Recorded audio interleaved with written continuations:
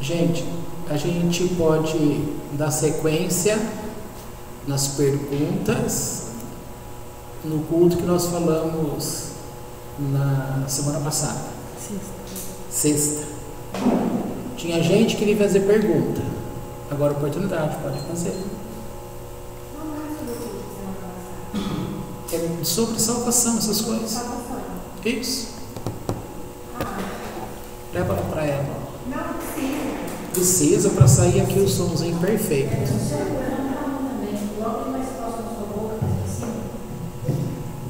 Melhorou? Muito, bastante.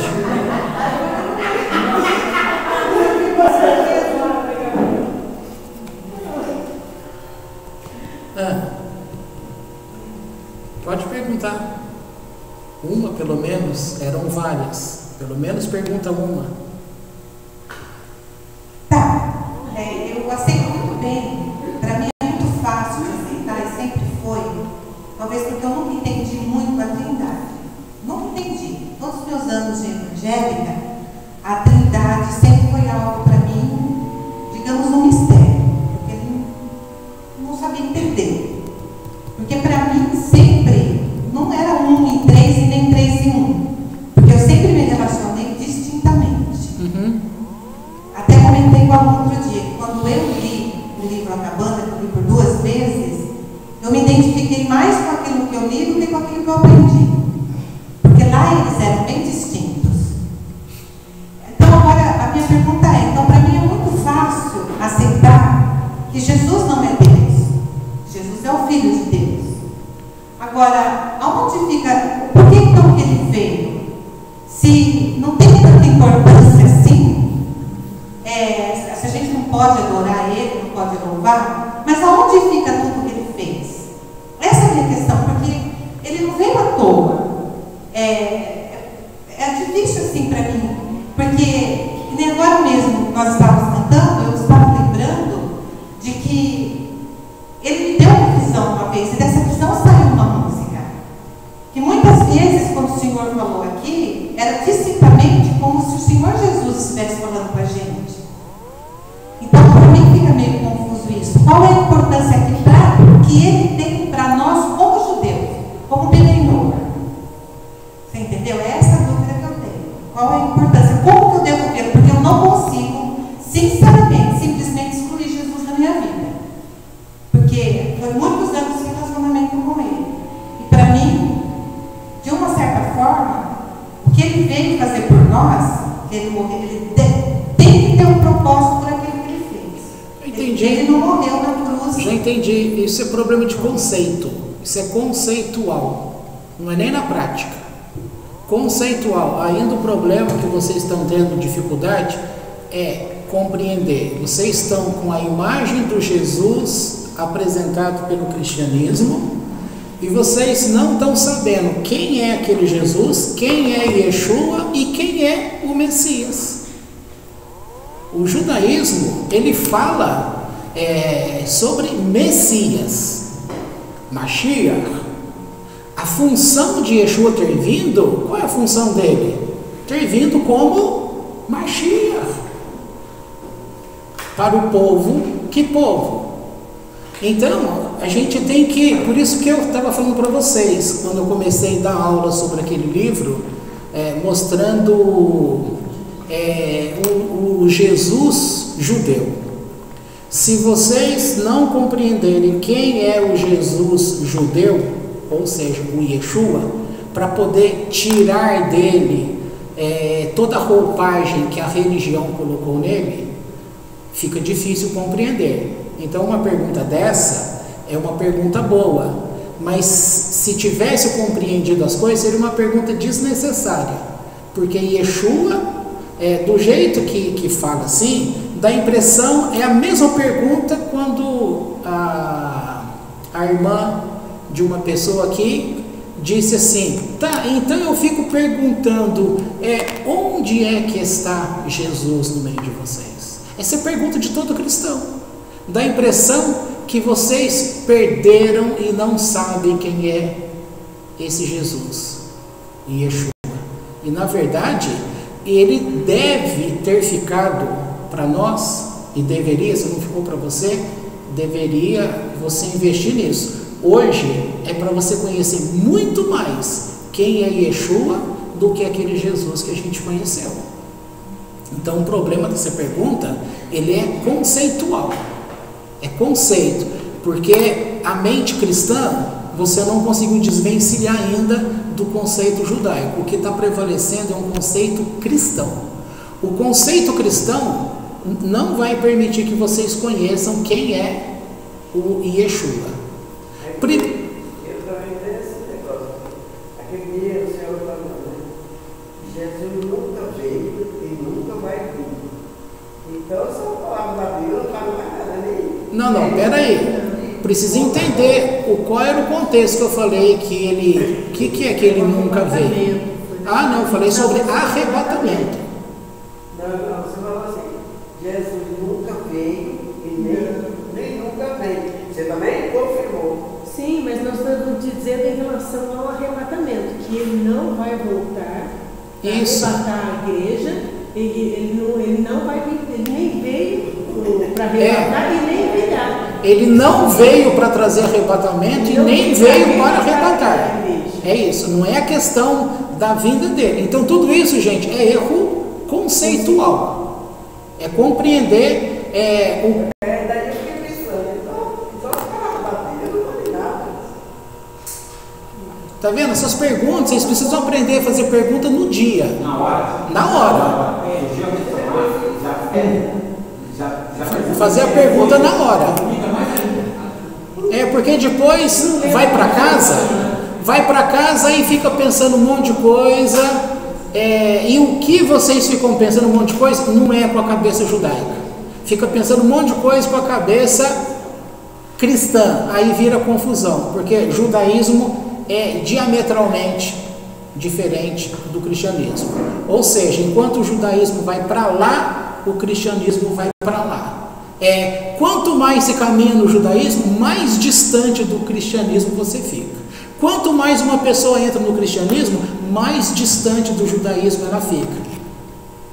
Não tem como. Então, peraí, vamos responder a pergunta que já é o culto de hoje. Porque para responder isso, tem que explicar às pessoas de novo aquilo que já deveria se saber. Mas eu sei que são coisas que você aprende hoje, aí sexta-feira se perguntar, vai ter dúvida de novo. Então, quando eu comecei a falar muito nesse assunto, dava a impressão que eu estava falando demais num assunto só, aí fica chato. Aí te dá aquela sensação que você aprendeu. Aí passa um pouquinho e vocês descobrem o quanto que não se aprende o assunto. Então vamos começar de novo, para poder entender. Vamos começar com aquilo que vocês tiveram um dia. Então, a gente tem que fazer o papel inverso. Tem que começar com aquilo que vocês tinham. O problema é esse. Quando nós viemos e entramos numa igreja, cada um entrou numa respectiva igreja, o que você encontrou ali dentro? Jesus como sendo o que para você? Deus. E o que para você? Salvador. E você, o que ele fez de mais importante para você? Impediu que você fosse para o inferno. Então ele tirou você do inferno, levou você para o céu, tá? Ele se tornou um Deus, agora indiferente se cada um relaciona com ele como Deus ou não, agora que é indiferente. No conceito ele é apresentado como Deus, como sendo o segundo da Trindade, mas como sendo igual a Deus, e sendo que no corpo dele toda a divindade de Deus veio habitar nele. Conceito de uma palavra cristã atribuída a Paulo, tá? Que isso seria impossível ser verdade, Porque o apóstolo Paulo não é cristão, o apóstolo Paulo é judeu. Então, essa afirmativa sobre esse Cristo, ele jamais poderia ter falado uma coisa dessa. Então, vamos entender isso? Portanto, quando alguém aqui entrou na igreja, o que essa igreja fez? Apresentou Jesus como sendo o Salvador, que levou a pessoa para onde? Tirou do inferno e levou para o céu. Não é isso? Depois, naturalmente, sem que você aceite ou não, ela passa a ser como Deus. Por quê? Porque a gente aprende os costumes daqueles que estão ao nosso redor. Se todo mundo louva, fala que ele é, você querendo ou não, acaba aceitando que aquilo é uma verdade. Portanto, o tema é Jesus Cristo. Primeira coisa, o que seria Jesus Cristo? Eu toda a vida, desde que nasceu de dentro, que eu vejo falar que Jesus é filho de Deus. Sim? Agora a senhora nunca entendeu por que é falado Filho de Deus. Porque Filho de Deus a senhora também é. Ou não? Filho de Deus todo mundo é. Ou não? Ou a gente nasceu do diabo? Todo mundo é filho de Deus. Todo mundo. Então, é isso que eu estou falando. A tua pergunta, dona Sebastiana, ela é muito boa. É excelente. Por que é excelente? Porque pergunta um dia, a própria Lu tinha me perguntado um dia, eu gostaria de saber se é verdade que o Messias tinha que vir como filho de Deus. E o que é ser filho de Deus? Era uma pergunta dela, tá? Agora, a tua pergunta é correto, e é correto também a resposta que a senhora deu. Nós sempre ouvimos, sempre aprendemos que ele é o Filho de Deus. Só que o conceito que colocou na nossa cabeça é que ele é o Filho de Deus, o único. E que nós todos somos coisas diferenciadas, ou seja, ele é aquele que está com Deus e nós estamos muito diferentes, como se fosse... Nós nos tornamos filhos de Deus quando o aceitamos. Isso, correto. É isso que foi ensinado para nós. Por causa de que esse conceito? Por causa daquela palavra de João, no capítulo 1, dizendo o quê? Alguém lembra esse texto? João, capítulo 1. João, capítulo 1, está falando o quê? Que as pessoas não são nascidas de carne e sangue, mas são nascidas de Deus. Mas antes está dizendo que nem todos são filhos de Deus. Aí é a questão. Quando fala para a gente que nem todos são filhos de Deus, a não ser aquele que recebeu a Jesus, porque a este foi dado o direito de ser chamado Filho de Deus. Então isso é o que nós aprendemos no passado como uma mente cristã, e a gente recebeu aquilo como uma verdade. E essa verdade, que não é uma verdade, atrapalha a gente até hoje, para poder compreender inclusive quem é ele. Então o texto de João fala que nós, como pessoas, nós só fomos chamados, tendo o direito de nos referir que somos filhos de Deus, depois de termos aceito Jesus como nosso Salvador. Aí está lá o texto: a estes foi dado o direito de serem chamados filhos de Deus. Tá? Então nós temos aqui duas questões. Hoje, Ivete, tudinho não vai dar para responder a tua pergunta. Tá? Por que não vai dar? Porque aqui aparece o mesmo conceito, um atribuído a ele e o outro atribuído a nós. Tá? Primeiro quem é o Jesus, Filho de Deus? E quem são aqueles que são filhos de Deus? Ou, pergunto para você, e quem é o verdadeiro Filho de Deus? Porque se você falar, ele é o Filho de Deus, tá? E você? Porque se fosse assim, o judeu não é filho de Deus. Nós somos adotados. Tá certo, essa palavra tua também está correta. É uma palavra que é atribuída a Paulo, dizendo que nós fomos tomados por adoção. Isso como Binei Noah. Eu acho Fala aqui, só fala mais longe. Ó. Isso. Abaixa lá para mim, para não ter que ficar levantando. Não, naquele pequenininho de cima. Esquerda e direita. Esse é o retango verde. 1, 2, 1, 2, 1, 2. Ó, som. Aí. Eu acho importante falar aqui que a dona Sebastiana ela disse que então que na Bíblia já não vale mais nada do que está escrito. Eu acho que o importante é deixar bem claro aqui hoje que essa Bíblia que nós temos aqui, ela contém são dois livros em um, né? Que é o Tanar, o Velho Testamento inteiro, e o Novo Testamento. Então é bom explicar o que ela está dizendo aqui não vale nada, que nós vamos considerar. Por quê? Porque o Velho Testamento é o livro que Deus trouxe para os judeus. Ou seja, a Torá. O que é o Velho Testamento?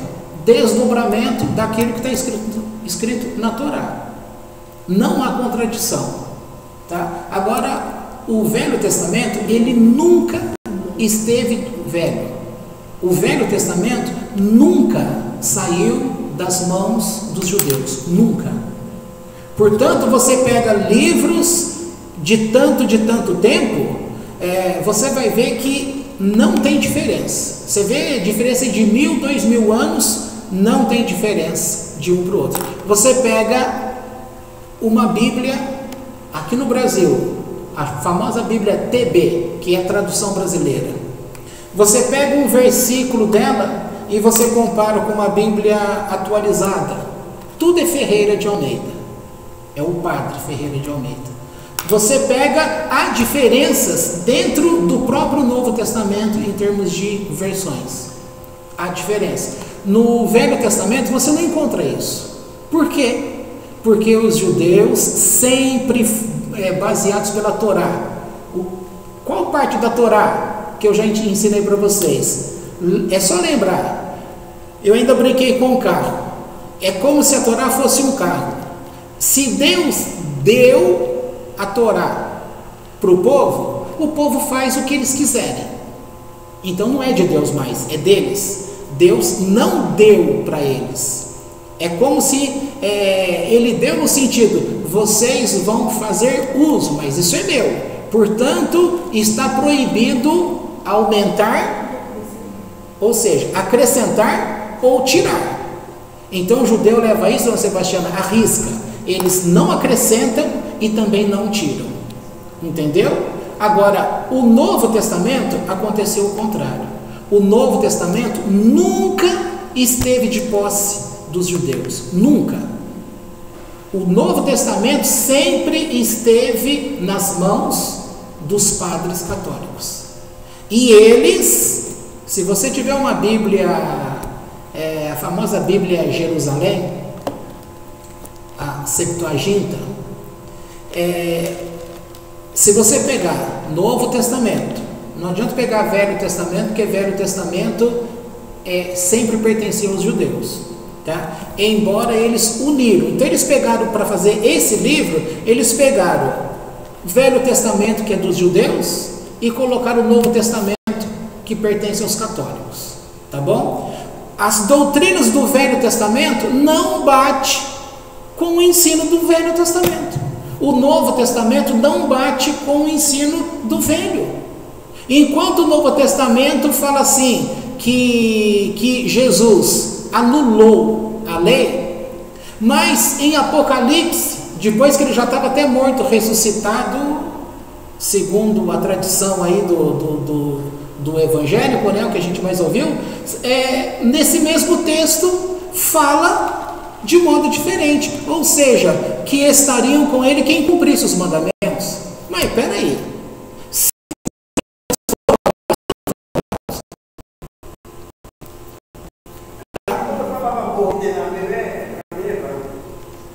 mas se a gente levar assim, se a gente levar assim, a gente nunca ensina as pessoas a encontrar a verdade, porque a senhora, pode levar sim, porque a senhora tem determinação, a senhora sabe quem é Deus e a senhora é dirigida por aquele conceito correto de quem é Deus, então a senhora não desvia do caminho. Mas vai ter um monte de outras pessoas que não tem essa certeza que a senhora tem, então ela vai se guiar por determinados textos que estão, um texto que está corrompido aqui, ensinado errado, ela vai brigar que aquilo é verdade, sendo que o dia que ela descobrir que aquilo não é verdade, é capaz ela ficar apostatar da fé. Ela vai falar, nossa, se eu criei a vida inteira que isso era verdade, se isso não é verdade mais, acabou para mim. Então tem muitas pessoas, como o ensino do próprio Paulo, o Paulo fala assim, em Corinto, ele fala, eu não posso falar de assuntos mais profundos para vocês, porque vocês não iriam aguentar, porque vocês são como crianças, bebês. Eu não posso dar um alimento de gente grande para vocês. A verdade é que, como eu falo alto para explicar aí, a gente não teria necessidade de ter um Novo Testamento. Ou seja, o que aconteceu? Eles criaram Jesus e para isso eles quiseram criar histórias desse Jesus. O que eu entendo enquanto judaísmo e enquanto ensino judaico? Que a gente não precisaria do Novo Testamento para se falar de Yeshua. Porque, como eu venho aprendendo aqui, não teria necessidade disso, mas eles precisavam contar histórias, porque a Bíblia é semelhante a um livro de histórias. Quem são os grandes personagens do Velho Testamento? Os patriarcas e Moisés. Todo mundo vai lembrar deles: Abraão, Jacó, Isaac e Moisés. Todo mundo sabe que eles estão no Velho Testamento. E quem é o cara do Novo Testamento? Jesus. Então, acho que essa confusão às vezes que as pessoas falam está justamente nesse conceito de história, que se você mata o Novo Testamento, você teoricamente está matando Jesus. Não é isso que nós estamos ensinando. Nós estamos ensinando a pessoa de Yeshua, Filho de Deus, que não necessariamente precisaria estar na história do Novo Testamento. Ele nasceu, ele foi enviado, ele cumpriu um papel, e não necessariamente precisaria de toda uma história. Inclusive, as histórias que são publicadas no próprio Novo Testamento, elas começou-se a coletar essas coisas depois do 3º século. Nós já vimos isso naquele livro, inclusive, tá? Porque no 1º século, o que é 1º século? O 1º século são os primeiros 100 anos. Então, se pegar ao pé do lápis, Dona Sebastiana, Jesus morreu no ano 33, embora, corrigindo a data, porque houve um problema com datas do Gregório, esse calendário que a gente conhece hoje, ele é chamado calendário gregoriano, e ele fez o cálculo, depois ficou constatado que há um erro nesse calendário, que dá 4 anos de diferença, tá? Como a maioria das nações adotou esse calendário gregoriano, para não dar confusão, ele permaneceu assim mesmo. Então, quando vai se colocar uma data histórica, coloca entre parênteses que tipo de data que está sendo usada, tá? Portanto, na data corrigida, Jesus nasceu no ano 4 antes do nascimento dele. Porque não dividiu o tempo em antes de Cristo, depois de Cristo? Pois então Jesus nasceu no 4º ano antes de Cristo. Ou seja, se for ver como verdade, seria impossível. Imagina só, que ano a senhora nasceu? 1900 e quanto? 38. Imagina alguém falar que a senhora nasceu em 1934. A senhora vai falar, não, eu nasci em 38. Então, por causa de erro de cálculo aí, tá? Mas isso aí não vem ao caso. É só pegar ao pé da letra. Ao pé da letra, com quantos anos ele morreu? 33 anos. Para fazer conta redonda, ele nasce no ano 0, morre no ano 33. Neste período que ele está na terra, quando ele fala cumprir mandamentos, cumprir as escrituras não podem falhar, nada passará dessa escritura, nem um tio, nem um i e nenhuma letra vai passar desta lei. Que lei que ele está falando? Sempre é Torá, sempre, porque até então, aparentemente ele não escreveu nada, ele nunca escreveu nada. Jesus não escreveu livro nenhum. Quando Jesus Sebastiana, já existia esse que é o Velho Testamento. Já existia. Tem uma coisa, A senhora entendeu? Esse Novo Testamento aqui que não existia. Existia esse outro aqui, só o Velho Testamento. A famosa Bíblia da época era só Velho Testamento. Tudo que ele citava a respeito das Escrituras era do Velho Testamento que ele estava se referindo. Depois, quando começaram a falar dele, aí atribuíram o Evangelho segundo Mateus, segundo Lucas, segundo Marcos, segundo João. Depois vem os escritos de Lucas, falando em Atos dos Apóstolos, e aí entra as cartas que Paulo escreveu e as cartas que Pedro escreveu. Tá? Esse conjunto, e tinha muitos outros livros, que inclusive tem uma tradução de Bíblia aí, a Bíblia King James. Quem era James? James era rei. Rei aonde? Lá na Inglaterra. Quem que financiou a tradução da Bíblia lá? Ele. O que ele exigiu? Ele exigiu que o nome dele aparecesse na Bíblia, senão ele não ia bancar a tradução. Por isso é que mudaram o nome verdadeiro de Yaakov. Yaakov virou Tiago. O Tiago virou James. Entendeu? Quer dizer, não entenderam, mas estou trazendo para vocês um fato de onde começam essas distorções. Aquilo que vocês não entenderam, por favor, pergunta. Ninguém está com pressa aqui de olhar no relógio lá e falar acabou o tempo, acabou, semana que vem outro assunto. Não, porque se a gente não compreender essas verdades, a gente não consegue caminhar. Entendeu? Nós não estamos falando aqui de mexer com a nossa fé, porque a fé de vocês, nenhum de vocês estão desviado do caminho, nenhum. Só que é bom a gente compreender essas coisas, porque esses tipos de dúvidas que vocês têm são perguntas que vão fazer para vocês lá fora, e aí a gente não vai saber responder. Em primeiro lugar, a gente tem que aprender para nós, viver para nós. Depois que a gente estiver sabendo para nós e vivendo para nós, a gente tem condições de ensinar outra pessoa, tá?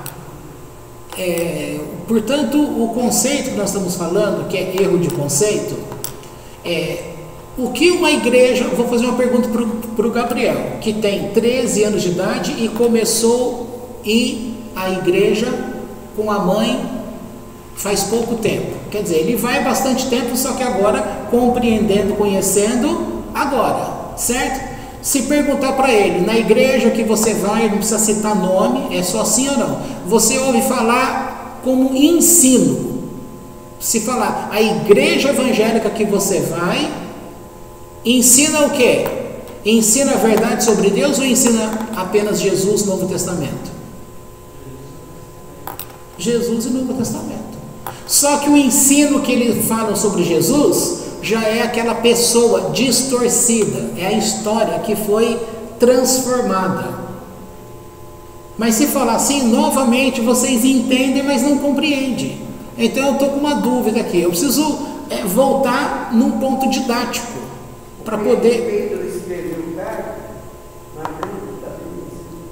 Segundo o que está colocado aí, ele escreveu primeira carta de Pedro, segunda carta de Pedro. E ele escreveu verdade, escreveu mentira. Não, ele escreveu verdade. Inclusive uma verdade que ele fala aí que ninguém ensina, é porque que ele escreve na carta dele dizendo que as palavras do irmão Paulo ou Shaul, elas estão distorcidas. Estavam distorcidas lá naquela época. Paulo, ele estava escrevendo o nome dele no final, porque as pessoas estavam pegando a carta que ele escrevia para Corinto, por exemplo, e eles ficavam tirando cópias, e muitos estavam acrescentando coisas no corpo da carta, como sendo Paulo que falou, sendo que não foi ele. Então, para não ter dúvida, ele começou a separar aquilo que ele escrevia, então ele colocava o nome dele. É igual documento de cartório. Imagina só, você faz um contrato. O contrato tem 5 páginas. Geralmente a gente assina só a última página. Aí você assina e reconhece a assinatura em cartório. Até então, quem que assinou aquilo? Você. Mas se uma pessoa é leviana, pega lá a 3ª página que está lá com artigos, ela vai lá e coloca artigo a mais. Como que você vai provar que você não colocou aquele artigo, sendo que a tua assinatura está lá no final? Entendeu? Agora, para evitar isso, os documentos que se fazem hoje, o que se faz, juridicamente falando? Cada página, por exemplo, o estatuto da igreja, cada página a pessoa tem que fazer a rubrica dela.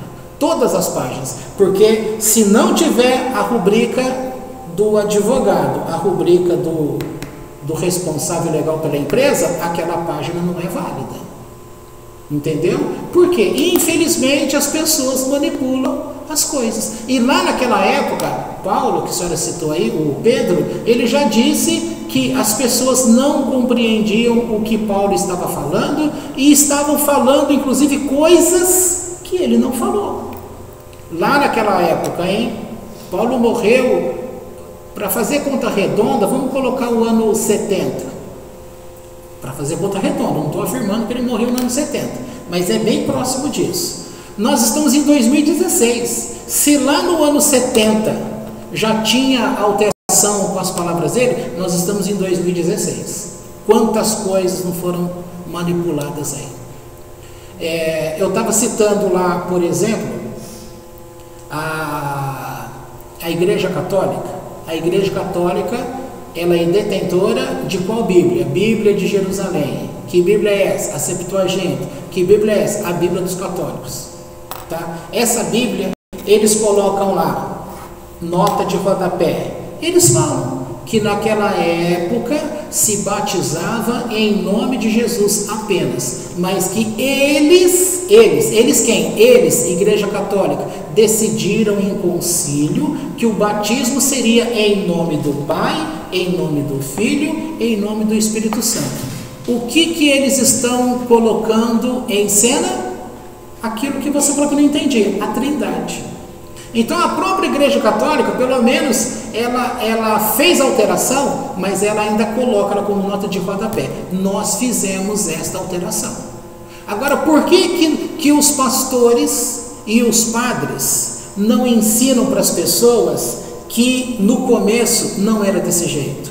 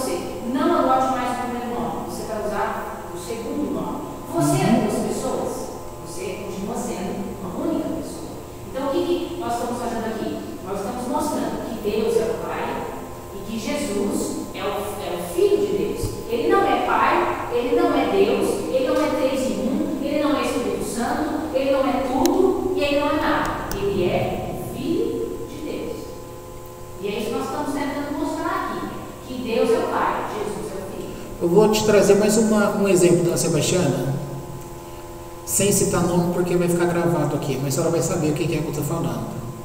A senhora conhece uma pessoa que faleceu anos atrás e a senhora foi na minha casa e eu te dei uma troca de roupa para vestir o morto, a senhora lembra disso?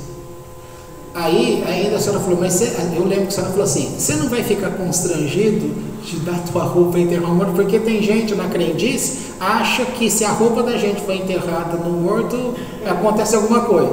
Aí eu disse para a senhora, não tem problema nenhum. Então eu peguei uma roupa, tá? E dei para a senhora, vestiu a pessoa e foi enterrado com aquela roupa, não foi? Tá. Quem foi enterrado? Foi eu? Foi ele. O fato da minha roupa ter sido colocada no corpo dele alterou quem era aquela pessoa? Não alterou. o que fizeram com Jesus alterou. O corpo dessa pessoa morta que a senhora conheceu seria Yeshua, o Jesus, aquele filho de Deus judeu, que nasceu lá em Belém, que foi educado na sabedoria dos sábios, que cumpriu o Torá, que fez todas as coisas. Depois que ele morreu com a roupa dele lá, entendeu? Aí, o que essa igreja católica fez a partir do ano 300? Ela pegou a roupa que eles tinham lá no guarda-roupa deles, estou falando didaticamente, e vestiu esse morto, e enterraram esse morto com a roupa que eles colocaram.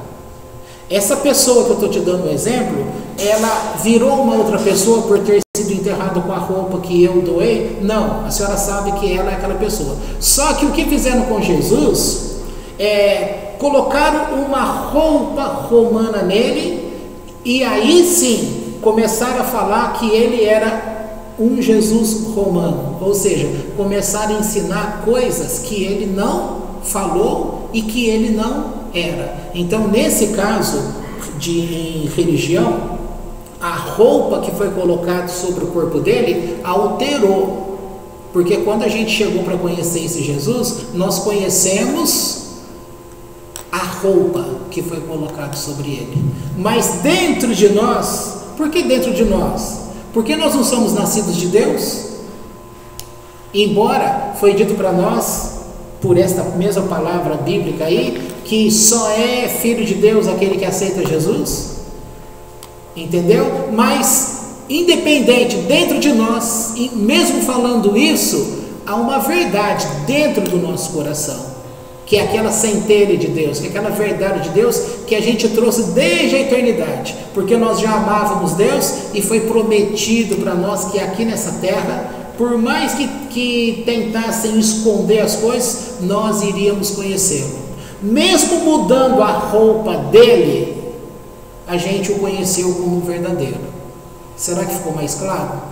Ou então, se essa pessoa que foi enterrada com a minha roupa, se ela aparecesse para alguém da tua família, alguém da tua família que o conhecia muito bem, iria achar, ele iria olhar e falar assim, ó, essa roupa é do Rafael, mas o corpo, se é um irmão, por exemplo, o corpo é do meu irmão, mas essa roupa não é a dele, entendeu? Então, um judeu, ele olha para esse Jesus que a igreja católica fabricou, ele olha e fala, o corpo que nasceu e morreu naquela cruz é o nosso irmão judeu, o Yeshua, mas a roupa que ele está vestindo, o que dizem que ele é, isso não é ele, porque nós o conhecemos muito bem. Deu para compreender agora ou piorei? Ficou mais difícil? Deu para compreender, tá? Eu acho assim, dá para emendar aí para responder a questão que minha mãe levantou. A gente, de uma maneira geral, a gente criou um afeto. Nós criamos um amor por essa pessoa chamada Jesus. Hoje, enquanto judaísmo, nós não precisamos deixar de amar essa pessoa. Nós só precisamos colocá-la no seu devido lugar. Uma vez que ela já entendeu, porque ela já entendeu, porque ela sempre olhou para ele como Jesus, ela nunca olhou para ele como pai. Ela sempre, vamos dizer assim, ela sempre enxergou ele como um irmão mais velho. Então, dentro da cabeça dela, o conceito está formado. Mas no coração, existe um zelo maior, existe um carinho, entendeu? Então, assim, o que eu responderia? Ela não precisa deixar de amá-lo, e nem deve. Ela não precisa deixar de olhar para ele, porque, gente, quem foi Jesus? Jesus foi um herói. Aí está a questão. E quando você derruba um herói, isso machuca. Jesus foi um herói. Por que foi? Não é? Ele não deu a vida dele em troca de muitos, então foi um herói. Se entrar um ladrão aqui agora e eu me jogar na tua frente e morrer no teu lugar, você vai perder a esposa, mas eu vou morrer como heroína. E eu dizer, veja como ela o amava. Então, porque tem um texto que fala assim, né? Nem a minha mãe, nem eu, nem Dona Vera, nenhum de nós aqui, nós não precisamos deixar de amar este Jesus.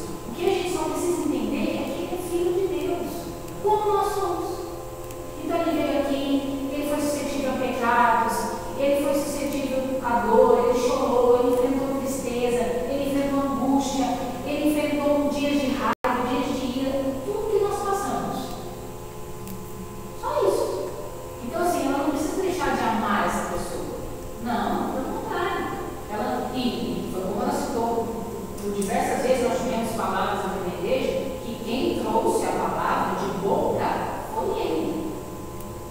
E nós vamos falar que não foi ele? Não, nós não podemos falar que não foi ele. No próprio judaísmo, quantas vezes Elias veio e falou com o povo? Exatamente. Então, esse direito ele tem. Ele é um ser iluminado, ele é um justo, ele é um sábio. Sim. Então, ele tem esse direito. Então, é isso que a gente precisa entender. Nós não estamos excluindo a pessoa dele. Nós não estamos dizendo que ele não existiu e que ele não voltará. Não é isso que nós estamos falando. Nós estamos dizendo que ele é simplesmente uma pessoa diferente do que a igreja evangélica ensinou. E que não está errado nós amarmos a essa pessoa. Está errado nós colocarmos ele como Deus. Isso está errado. Certo? Sim, certo. Eu estou certo ou errado? Está certinho. Então isso está errado. Nós não podemos colocá-lo como Deus. Agora, amá-lo, não tem direito de amá-lo. Eu tenho direito de admirá-lo como ser humano, assim como nós admiramos Moisés. Quem aqui não queria ter sido como Moisés? Todo dia, eu tenho certeza que todos nós aqui um dia desejamos ser como ele. Quem aqui não quis ser Abraão uma vez na vida? Quem aqui não quis ser Elias uma vez na vida? E quem aqui já não quis ser Jesus uma vez na vida? Por quê? Porque existe um carinho, existe uma ligação emocional.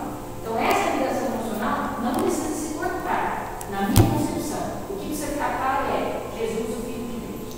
Ok. Eu não posso prolongar muito tempo, senão o nosso irmãozinho aí vai daqui a pouco levantar e já vai embora e... Você falou que podia falar. Não, tudo bem. Eu pago o tempo. Não, aqui, para cortar aqui, a gente pode até seguir, mas eu quero que dar um fechamento aqui para ele poder ter a linha. Eu tinha feito a pergunta para vocês assim, Jesus Cristo, vocês viram, tem vários textos que vocês conhecem na Bíblia que diz Jesus Cristo nosso Senhor, ou Cristo Jesus. Por acaso, você acha que a maioria do povo que está na igreja sabe o que significa Jesus Cristo? Alguém aqui sabe? Só sim ou não? A senhora sabe o que significa Jesus Cristo? Só sim ou não? A senhora sabe o que significa Jesus Cristo? Você sabe? Tá, alguém mais sabe? Ou alguém não sabe? Tá. Agora, por que eu estou fazendo essa pergunta? Para expor vocês, para falar que vocês não sabem? Claro que não. Eu estou dizendo para vocês que o tempo que nós somos gerados dentro de uma igreja, se não é ensinado para você um conceito, você acaba achando que a pessoa é uma coisa, sendo que primeiro, o nome dele não é Jesus Cristo. Cristo não é sobrenome. Sabe o que significa Jesus Cristo? É a tradução simplesmente daquilo que diz o hebraico. Yeshua HaMashiach, ou seja, Jesus o Cristo, ou seja, Jesus o Messias. Messias, palavra hebraica Mashiach, significa ungido. Palavra grega para ungido é Cristo, latino é Christus.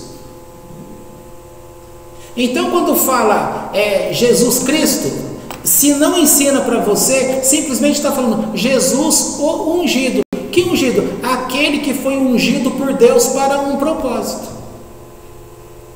É isso que significa. Como essas coisas não é ensinado para a gente, a grande maioria não sabe, então eles criam que Jesus Cristo, parece que esse nome Cristo deu um poder a mais para ele, entendeu? Que aí fica fácil falar da história, Jesus Cristo.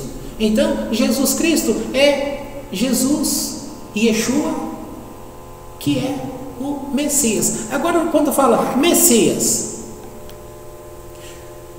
um dia eu perguntei para vocês sobre os anjos. Vocês lembram? Sobre por que a gente seria maior que os anjos, tá? Pedi para que vocês até perguntassem para alguns pastores para tirar dúvida no que eu estava afirmando, correto? O que a Neuza trouxe, o pastor que respondeu para ela achou muito estranho a pergunta: por que seu pastor está fazendo isso? Né? A Meire também trouxe resposta. E é isso, né? Eu não gostaria de novamente fazer uma pergunta assim para vocês perguntarem a ninguém, que não é o caso. Não é o caso de expor pessoas, expor pensamentos, mas se fosse a prova dos 9, seria bom você perguntar para um cristão, alguém que você respeita, um pastor, e você perguntar assim, o que significa o termo Messias? Por que o Messias veio? Para um cristão, porque se você perguntar para qualquer judeu, ele sabe o que é o Messias. Messias, como eu disse para vocês, é uma promessa de Deus na Torá, tá? Então, esse Messias, quem é o Messias, gente? Jesus, o Messias, o Cristo, o ungido. Então, ele é a pessoa que Deus prometeu no Velho Testamento, o Messias. Só que a igreja do Novo Testamento ela nem sabe explicar para as pessoas quem é o Messias. E aí complica, porque a gente aprendeu a história que eles colocaram e a gente não sabe nem qual que é a fonte. Aonde é que fala sobre o Messias? No Velho Testamento. Então eu preciso conhecer o que o Velho Testamento fala sobre o Messias. Aí vai perguntar o pastor responde que ele falou isso. Porque você vai perguntar essas coisas. Isso mesmo. E outra coisa, e o jeito que ele vai responder, ele vai dar uma resposta tão longa que ninguém de vocês que ouvir a resposta vai chegar aqui e saber da resposta, porque ele vai falar tanta coisa. Bom, para fazer uma coisa didática, voltando com a pergunta que a Ivete fez, para ser didático, eu disse que era um problema conceitual, não era de vivência na prática, mas de conceito. E a senhora ajudou aí, dizendo sobre o Filho de Deus, tá? Então, unindo as coisas, quem é o Filho de Deus? Quando fala assim, Filho de Deus, todo mundo pensa em Jesus, mas só ele que é o Filho de Deus? Aí entra o conceito. Por quê? Porque nós sabemos que Deus tem o jardim da eternidade, sabemos que tem outros mundos criados e que todas as almas que tinham existência com o nosso Deus na eternidade, todos eles teriam que passar pelo menos uma vez, ainda que fosse de passagem. Como você sabe que tem criança que já nasce morto, mas ela teve que descer a alma dela, entendeu? Então tinha que passar por aqui, ok? Tá. Todos que estão lá são gerados, são criaturas de quem? São criações de Deus. Portanto, só de você entender no conceito judaico que Deus é criador de todas as coisas, então esta palavra de João capítulo 1 que fala que nem todos são filhos de Deus, mas somente aqueles que recebem Jesus como filho de Deus, que é dado a ele o direito de ser filho de Deus, já cai por terra. Tá certo? Já cai por terra aí. Agora, por que é falado que do Egito chamei o meu filho? Tu és o meu filho. Esses textos é tudo do Velho Testamento. Está atribuindo a quem? Primeira coisa que você tem que compreender. Ao mesmo tempo que ele está falando de Messias, ele também está falando do filho dele. Quem é o filho de Deus para Deus?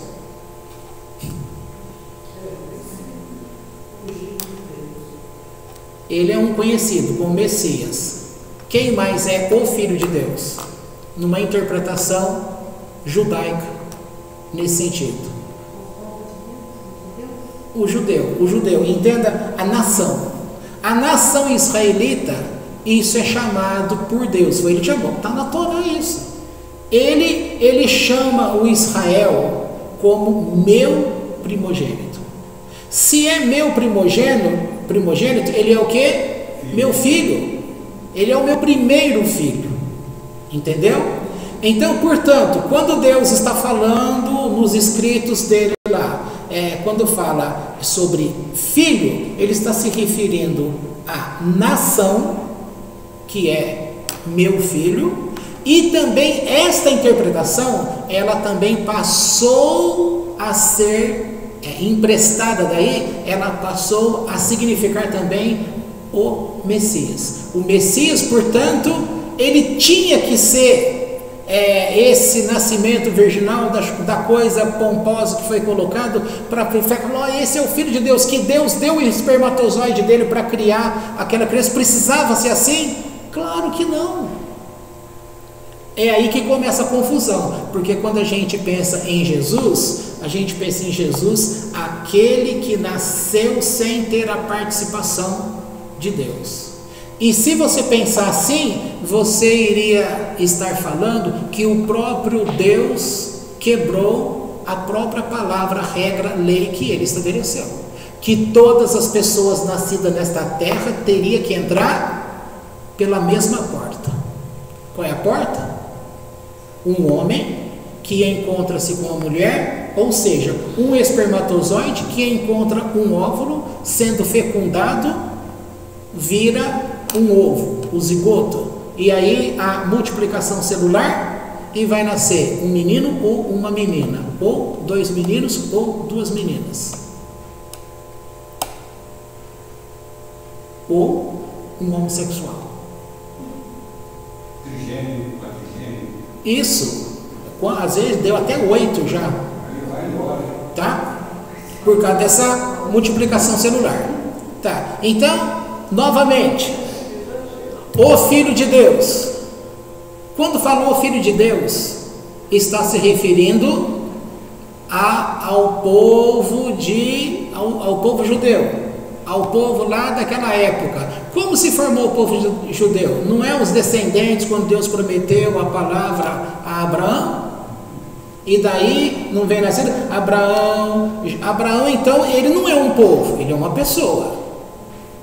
Mas a descendência dele seria chamado povo de Deus. Esse povo de Deus, Deus fala assim: vocês são o meu povo, eu sou para vocês pai e vocês são para mim. Ou seja, vocês vão ver que eu para vocês sou o pai e vocês são para mim filho. Ou seja, o povo não são vários povos, é um povo, portanto é um filho.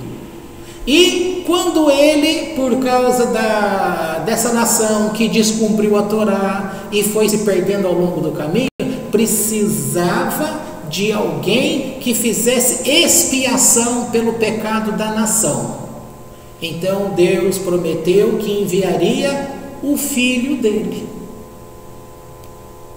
Aí que dá toda essa confusão, porque o Filho de Deus podia ser qualquer um judeu, porque qualquer um judeu é filho de Deus, mas não necessariamente ser um filho especial de tal maneira, disso e aquilo. Então o Filho de Deus, o Messias, não precisava ganhar, porque quando a gente, quando eu disse que a Lu fez essa pergunta, a questão o Filho de Deus, ele tinha que ser literalmente chamado e ter sido gerado como Filho de Deus?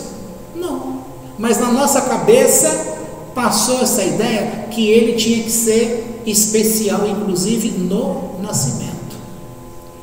Complicado falar disso, né? Não é? Porque a gente vai falando, é tanto detalhezinho que tem para poder explicar. Ivete, o que você pode ajudar aqui para a gente terminar esse assunto? Essa questão de o Filho. Fica claro, vocês entenderam por que Jesus é chamado o Filho de Deus? Ele é chamado o Filho de Deus porque a ele foi atribuído que ele é o Messias. Se ele é o Messias, então ele é o Filho de Deus. Se Paulo fosse o Messias, Paulo também seria chamado o Filho de Deus. Por quê? Porque o Messias é uma pessoa que seria gerado do meio do povo de Deus, e o povo de Deus é chamado o Filho de Deus. Portanto, pegar o Filho de Deus e atribuir ao Messias, quem é o Messias? Podia ser qualquer pessoa nascida no meio do povo de Deus, que seria chamado o Filho de Deus. Então nós temos o Filho de Deus como a nação, e temos o Filho de Deus chamado também como Messias. Será que fica claro esse conceito? Fica mais fácil.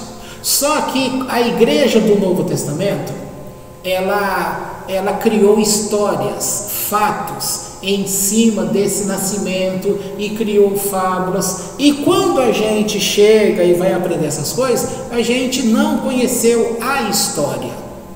É igual que no Brasil, gente, como a gente já contou, a história que todos nós aqui aprendemos lá no colégio, na escola, a partir do 2º, 3º ano primário, do jeito que ensinaram pra gente como foi a descoberta do Brasil, é mentira, não aconteceu daquele jeito.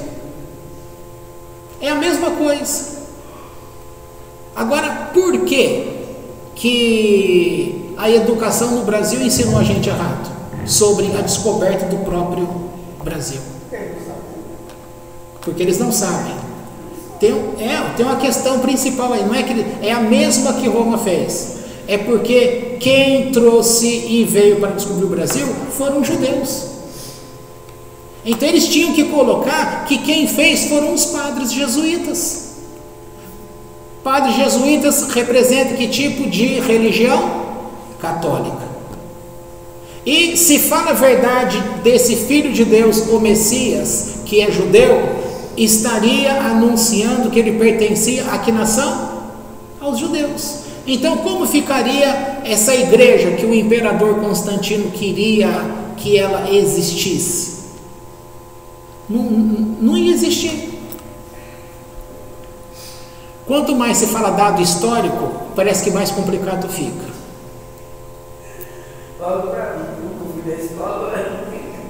Por isso que a gente tem que ensinar de uma forma bem tranquila. E vocês não devem ter medo de fazer pergunta, porque a gente tem que ouvir as perguntas. Você não tem que pensar que é uma pergunta idiota, porque uma pergunta chamada idiota, eu posso ser um idiota que tem essa dúvida idiota. E se ninguém tiver coragem para perguntar, como que eu vou aprender? Na realidade, então, como manipulou a seu belo prazer, né? Porque foi nessa época que houve, inclusive, a perseguição aos judeus, não foi? Nessa mesma época ou foi depois? A perseguição aos judeus por parte deles está até hoje. Não, eu sei, mas houve aquela matança que eles também. Nossa, eu vi um livro uma vez que, olha, os alemães mataram muitos judeus, mas os católicos também, Roma também. Sim, mas é das cruzadas, é mais aqui próximo da nossa época. Na época, logo após que, eu vou falar Jesus para vocês, que vocês estão acostumados, tá? Quando Jesus vivia ali, andando com o povo, esse Jesus, ele não tem nada a ver com o Jesus que a gente vem aprender do ensino católico.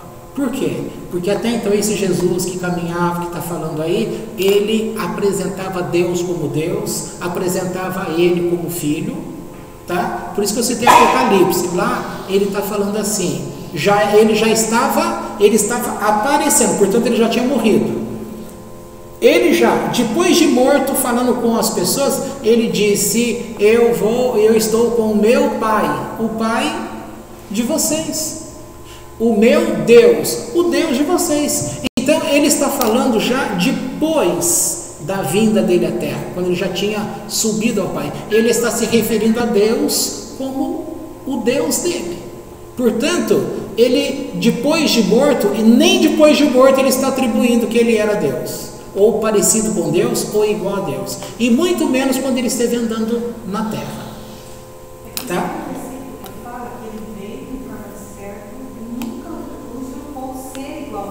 Filipenses capítulo 2. Correto. Não é isso? É. Então, é onde a gente vê que tem muita coisa que realmente não condiz, porque se ele no Novo Testamento ele é colocado como Deus, e no próprio Novo Testamento fala que ele nunca usurpou ser igual a Deus. Essa é a prova de que o Novo Testamento é uma história não contada. Lá no meio de conversa, eu vou fazer uma pergunta para vocês. Quem escreveu o livro de Tiago para vocês? Para você, Rafael, quem escreveu o livro de Tiago? Tiago. Sabe quem ensina teologia? Lucas escreveu o livro de Tiago. No começo de conversa, eu não lembro. Olha para você ver como nós aprendemos errado. Não eram eles que escreviam os seus livros. Mateus não escreveu o seu livro, sabia? Ele ditava como escriba, escreveu o seu livro. Lucas escreveu Não. Com 30 anos de cristão, não houve isso. No meu primeiro ano de teologia, eu aprendi que quem escreveu o livro de Tiago foi Lucas. Que nem eu disse aqui para vocês, eu sempre estudei mais o Velho Testamento. Então, o que acontece? Não, mas isso é interessante porque o Novo Testamento ele é um monte de histórias juntadas sem nexo. Foi isso que aconteceu. Porque um vem e fala uma coisa, o outro vai lá na frente e diz isso que o primeiro disse.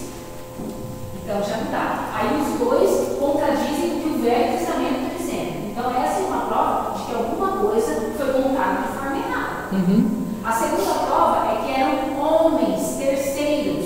Então tinha lá Mateus ditava para fulano, que ditava para Beltrano, que escrevia. E aí tinha um carinha que ia lá na impressora e imprimia. Então você imagina a história, como é que não ficava. Então já tem essa questão aí. Então assim, a gente vê que o Novo Testamento, ele é uma compilação de várias histórias que na nossa concepção hoje, infelizmente, a gente está aprendendo que foram histórias mal contadas. Nós não estamos dizendo aqui que coisas, nem tudo deve ser mentira. Com certeza. Com certeza, muitas coisas de fato aconteceram. É só comparar com o conhecimento da Torá. Aquilo que está de acordo com a Torá, você pode confiar que... Mas muitas coisas, infelizmente, foram contadas de forma errada. Ou foram acrescentadas, ou foi acrescentado demais, ou foi tirado demais. Entendeu? Então, assim, eu fui descobrir há pouco tempo atrás que o Evangelho de Marcos, que chamando de texto original, ele acaba no capítulo 8. Na nossa Bíblia tem quantos capítulos o Evangelho de Marcos? 16. De onde surgiu mais 8 capítulos? Olha, tem mais. O primeiro evangelho a ser escrito foi o Evangelho de Marcos, não foi o Evangelho de Mateus. Foi o de Marcos. Só que a Bíblia Católica combinou do jeito que ela quis. Não, Mateus é mais legal, tem mais conteúdo, então vamos começar por Mateus. Vamos usar a questão de ordem alfabética, não sei o que eles fizeram, mas o primeiro a ser escrito foi Marcos. O mais antigo é Marcos. Entendeu? Então, isso eu sabia. Então, assim, fica muito duvidoso essa questão. Então, eles precisavam contar a história de Jesus de alguma forma. Então, juntaram vários homens e começaram a escrever as coisas. O problema, gente, é que eu desanimei dos livros evangélicos que eu tinha em casa. Por quê? O problema não está na pessoa que escreveu o livro. O problema está nas fontes que ele pesquisou. Entendeu? Porque isso daí que você está falando, você pega um comentário, aquele grandão lá, o Novo Comentário da Bíblia, todo mundo conhece, o famoso da capa verde, dessa grossura, o Novo Comentário da Bíblia. Quem que vai falar que tem coisa errada ali? E olha, tem uma coisa que a gente tem que considerar. A pessoa que está escrevendo no momento, ela é tendenciosa. Você quer ver? Vou dar um exemplo. Eu sou fascinado pelas artes. Você não é. Se você colocar eu e você escrevendo o mesmo texto sobre o mesmo filme, se fosse um jogo, quem iria ganhar? Você ou eu? Claro que é você. Por quê? Porque eu sou tendenciosa, porque eu pesquiso mais, porque eu gosto do assunto. Se fosse psicologia, você ganharia. Então, o que acontece nesse sentido de textos bíblicos? Os escribas da época, as pessoas que escreviam os textos, quem eram estes homens? Eles eram judeus? Agora eu faço uma pergunta: será que eram judeus? E se eram católicos? E se eram homens de outras religiões? Na hora que ele está escrevendo um texto, ele é tendencioso a colocar o seu ponto. É isso que a gente tem que entender. Quando você vai ler uma coisa, aqui tem que ter interpretação. Entendeu? Se você pega um texto que você é fascinado pelo judaísmo, você vai interpretar de uma forma, eu vou interpretar de outra. Quando eu estou escrevendo uma coisa, eu vou colocar a minha emoção e vou escrever aquilo com a minha emoção. Você vai fazer de outra forma. Então, esse é um museu que a gente tem que ter. Quem eram estes homens que escreviam o Novo Testamento? Nós não sabemos quem eram estes homens. Se eram judeus, nós temos de concordar que eles iriam escrever com zelo. Mas se não eram de Deus, eles não estavam nem aqui. Então, se ele colocasse uma vírgula a mais, para ele não tinha importância. Eles não faziam como os judeus fazem quando vão discutir sobre a Torá, quando vão escrever comentários da Torá. Eles conversam, fazem chuva de tempestades, pensamentos, eles debatem. Estes homens não faziam isso. Se você ditava X, eu estou dizendo isso para aprendi. Se você ditava X, era X. Se você ditava Y, podia ser Y, Z. Tinha que tomar cuidado. Porque ele era tendencioso. Então nós não sabemos. Nós aqui, enquanto igreja Vida Plena, nós nunca fomos atrás para saber quem eram estes homens que escreviam essas coisas. De jeito nenhum. Entendeu? Então é isso que nós temos que pensar. Por isso, um cuidado maior. Vou tentar responder agora de forma simples, assim, que nem um gráfico, a tua pergunta do começo. Então, esse livrinho aqui, que é uma chave bíblica, daquelas antigas, que a gente usava e se usa em igreja, vou chamar essa chave aqui de Jesus, tá? O Filho de Deus. Então ele está aqui, desse jeito aqui. Nós estamos aqui onde está esse copo de água, e a gente teria que chegar aqui. Ok. Nós, como filhos de Deus, dentro de uma igreja evangélica, quando a gente nasceu, a gente só achou que era filho de Deus porque foi falado para a gente que nós éramos filhos de Deus, tá certo? Portanto, para a gente chegar e amar esse filho aqui, esse filho de Deus aqui, tiveram que encher o nosso copo, que até então nós éramos um copo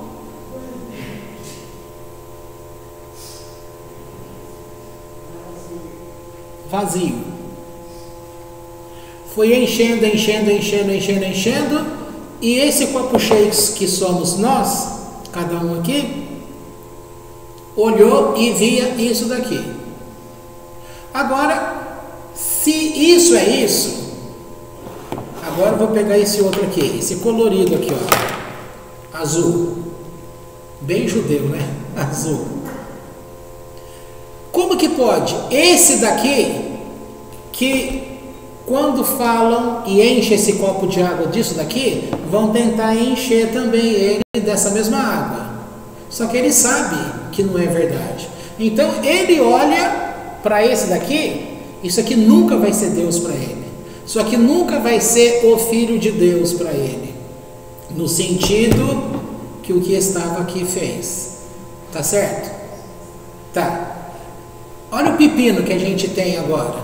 Nós temos uma verdade e aqui nós temos duas verdades. Quem é que está certo? Quem é que está certo? Esse que fala desse Messias ou esse aqui que fala do Messias? Só que o Messias que esse aqui fala não é essa mesma pessoa. E o Messias que esse aqui fala é essa pessoa aqui. Por isso que eu disse no começo que era um erro de conceito. Porque nós só temos um Messias. Só que o jeito de falar quem é o Messias, o que ensinaram pra gente? Que esse Messias veio. Sabe o que eu fiz? A Índia testemunha. Eu fui assistir 2 vezes uma aula do Russell Shedd. Russell Shedd é um pastor batista, teólogo, que eu sempre estudava as coisas dele. Homem sério. E a aula dele, por que fui assistir? 2 horas de aula. Assisti ontem e antes de ontem. 2 horas de aula. Sabe qual é o tema da aula dele? Atualizado agora, 2016? Céu. A aula dele é para falar sobre céu. Então ele começa com os versículos falando, só que ele é tão consciente, como ele já está velho, passou dos 70, só que ele está velho, que ele já se vê mais acabado. Ele fala uma consciência tão tranquila, ele fala assim, olha, o meu amigo que escreveu um livro tal sobre céu, ele começa dizendo assim, quem é que sabe falar a verdade sobre isso? Quem é que esteve lá e pôde comprovar as coisas que são? Até então estão falando que é. Aí ele diz, ele já está lá, então ele já descobriu se o livro dele ele ensinou mentira ou se ele ensinou a verdade, porque lá ele já descobriu a verdade. Aí ele está falando assim, e eu já estou indo para lá, porque eu já estou me considerando praticamente morto, porque eu não vou viver muito tempo como vocês, ele dando a aula. Aquele tipo de professor que ele vai falando, ele vai explicando, ele vai passando não a verdade dele à classe de aula, ele vai passando as opiniões, os textos, as interpretações. E eu fiquei pensando assim, em termos de estudo, tal, quem seria eu perto dele? Nada. Aí ele coloca um texto, e esse texto, que é Paulo que está falando, e quando ele começa a falar do texto, deixa eu ver se eu lembro. Eu quero falar agora, lembrar o texto, não lembro mais nem um pedacinho dele. É sempre assim, né? Quando você quer falar, fica na ponta da língua e acaba não saindo. Você conhecendo a cultura judaica, aquele texto, ele é tão fácil para ser explicado.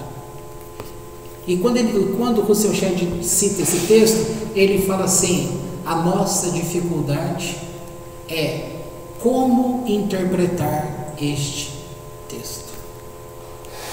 Porque ele fala, o problema são várias interpretações que se dá nesse texto. E aí você vai ter verdades a respeito disso. Mas nenhuma interpretação que eles dão é a verdade. Por quê? Porque quem é que está escrevendo? Um judeu. E o judeu está escrevendo com a cabeça de judeu. Ele está falando de uma doutrina judaica. Então teria que pensar dentro do judaísmo. O que acontece é que a igreja cristã, ela pensa dentro daquilo que se ensinou na teologia cristã. E é onde começa esse grande homem. Olha, juro para você, eu fiquei pensando, esse homem tão calmo, tão sábio, tão zeloso, não vamos nem cair nessa história, se vai para o céu, se vai para o céu, se é isso, que é aquilo, porque dedicou a vida dele.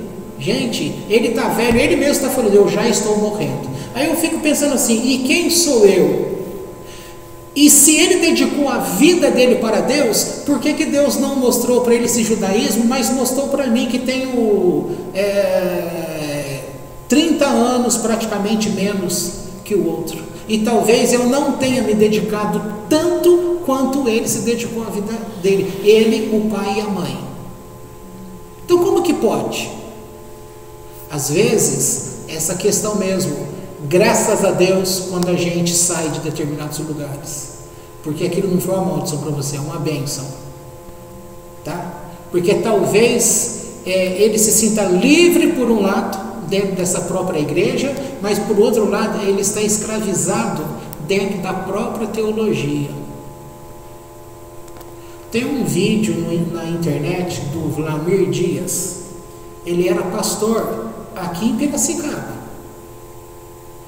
pastor de igreja. Tem um testemunho dele, ele falando.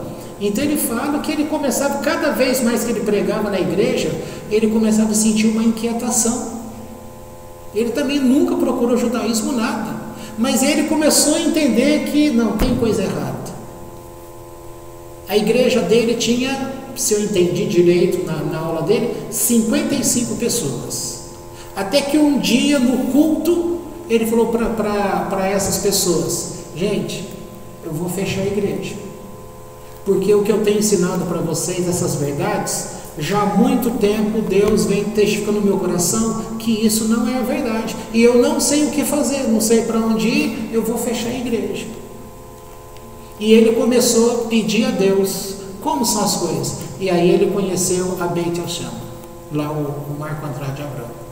E aí, olha que interessante, estou contando isso para você entender que as pessoas, quando têm algo de temor a Deus, ele não usa outras pessoas. O Vlamir, portanto, escreveu para ele e falou assim, Roche, eu estou aqui em Piracicaba, minha igreja tem 55 pessoas, você poderia mandar alguém daí para cá para ensinar a gente sobre essas coisas, tal? Sabe o que o Marco respondeu para ele? Falou, olha, eu não quero pegar a tua igreja, Eu não preciso mandar alguém aí para pegar a tua igreja e vir colocar uma placa do nosso judaísmo. Eu vou ensinar você a verdade e você continua ensinando o teu povo aí, a tua igreja aí, mas ensinando a verdade. Gente, muito diferente, né?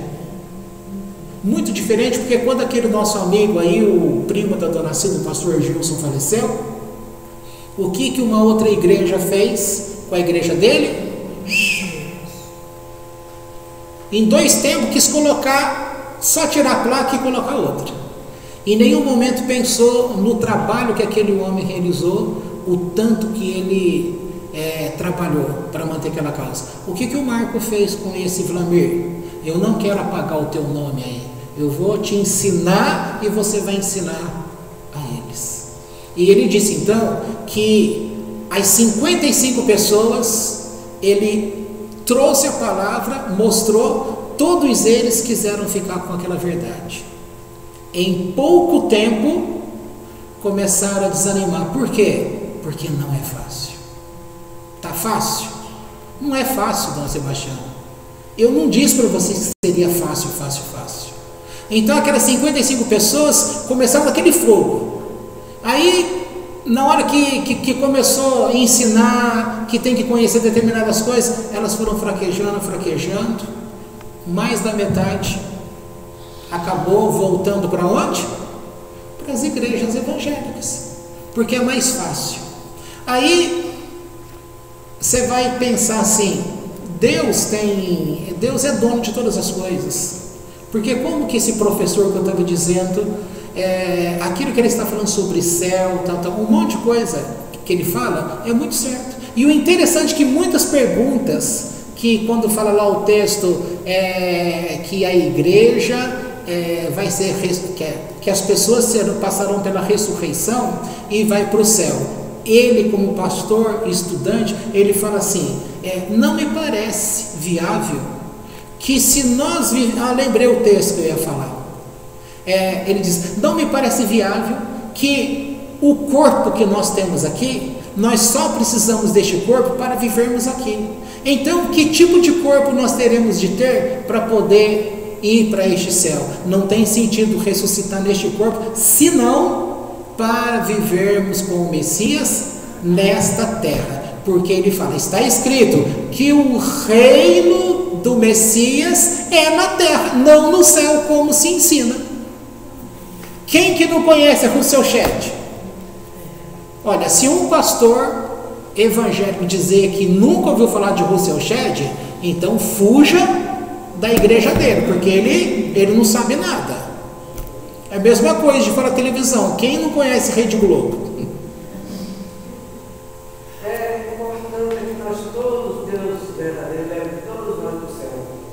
Mas o que eu tenho falado para vocês, dona Sebastiana, o que eu tenho falado para vocês é que vocês devem valorizar o que vocês são, porque nós não somos nada.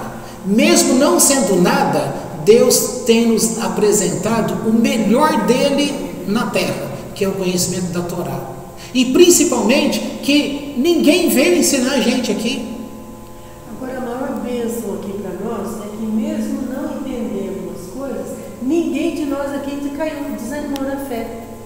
Ninguém quis sair fora, ninguém ficou descrendo de Deus e tudo. Todos aqui permanecem fiéis a Deus, firmes, só com alguns pontos aí conceituais, essas coisas, algumas dúvidas em relação, mas ninguém aqui desanimou, pelo contrário. Na realidade, até quando o evangelho, a gente também tinha um monte de dúvidas. Então, mas isso não dividiu a igreja, o fato da gente... Gente, o texto que esse pastor começou falando, dizendo que era difícil entender o que Paulo estava falando, eu lembrei agora.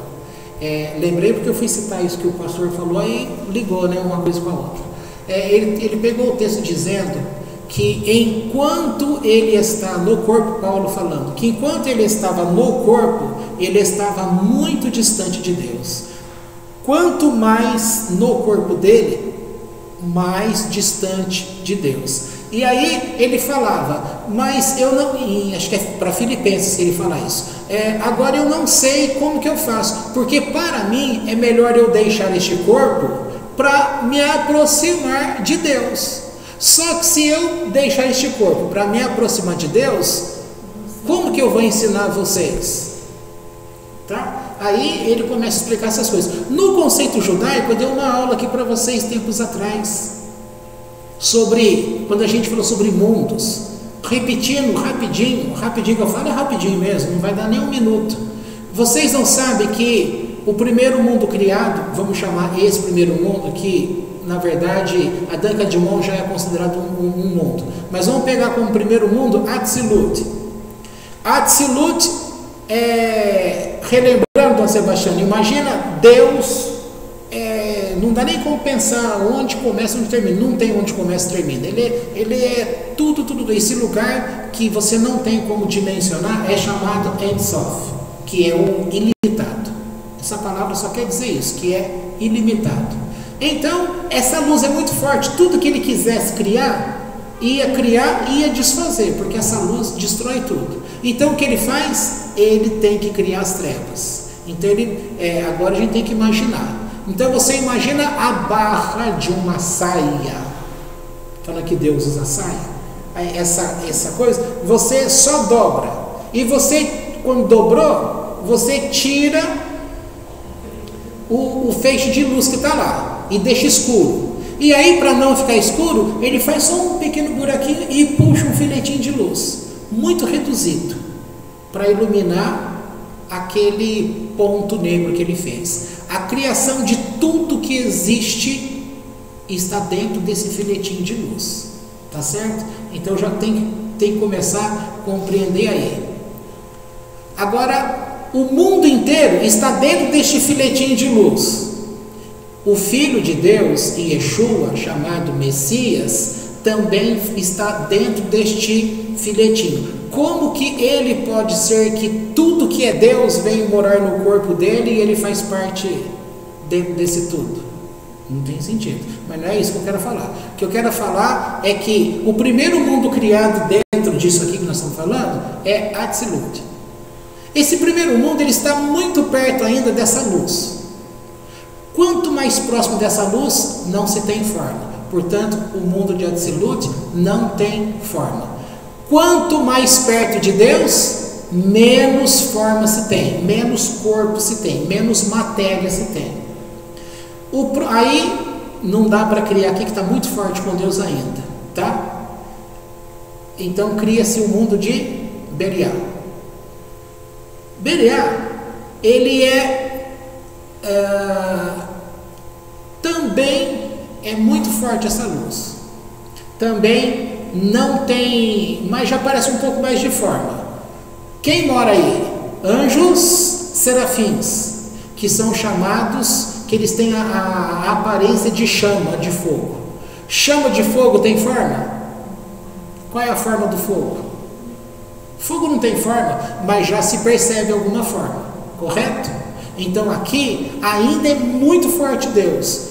Você também não percebe forma, mas como a Atzilut você não consegue perceber forma nenhuma, aqui você já tem umas nuances de forma.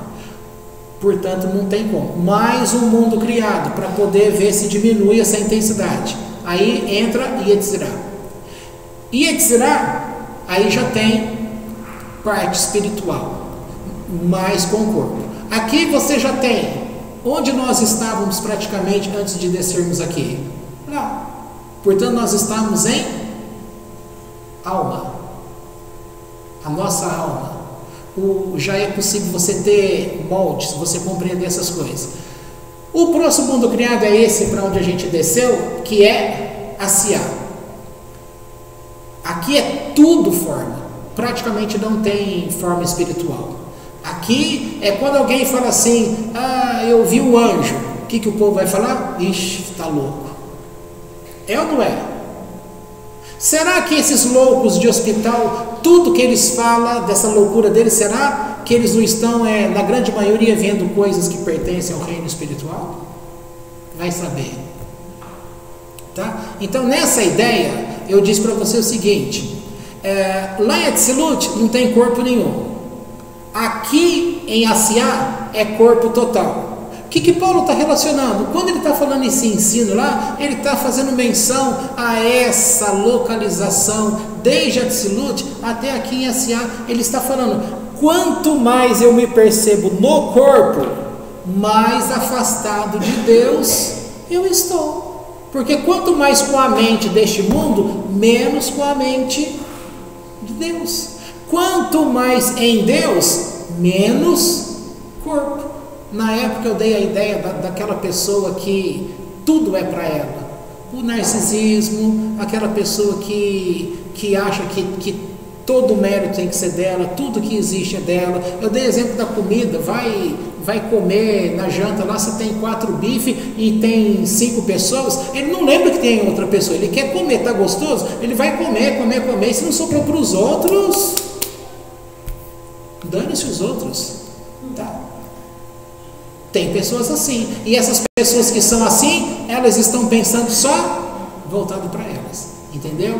Então o texto é tão simples, eles ensinarem. Agora, como ensinar estar distante? Depois eles começam a pensar assim, se estamos em corpo nos relacionando no mundo espiritual, que corpo é esse? E aí cita lá, porque diz que lá no céu corpo não vai ter corrupção, portanto carne e sangue não entra lá. Então, que corpo que é? É um corpo glorificado igual ao de Jesus. Está vendo como vai complicando as coisas? Por isso, o filho que você tanto queria saber, porque ele é o filho, e se ele não é o filho, aquela coisa toda, aquela ideia, nossa, diminuiu tanto ele aqui, e como que eu faço com o amor que eu aprendi a ter por ele aqui? Então, eu disse que é conceitual, porque não vai ter mudança. Primeiro, eu vou atribuir que ele é Deus? A gente nunca viu essa coisa como Deus. Se você tem amizade com alguém e depois descobre que ela virou espírita, vai mudar a amizade? E se você fosse cristão? Se você fosse cristão, perdeu a amizade, porque você não quer receber ele na tua casa mais, porque você acha que ele vai trazer demônios para a tua casa, e você não vai na casa dele porque você acha que a amizade com ele, demônios vão fazer mal para você. Acabou a amizade. A impressão que deu é que nós fizemos, e não é nada disso.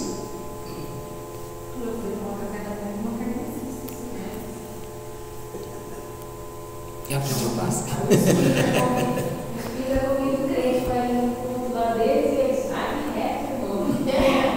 Bom, são 9h15, a gente já falou bastante coisa.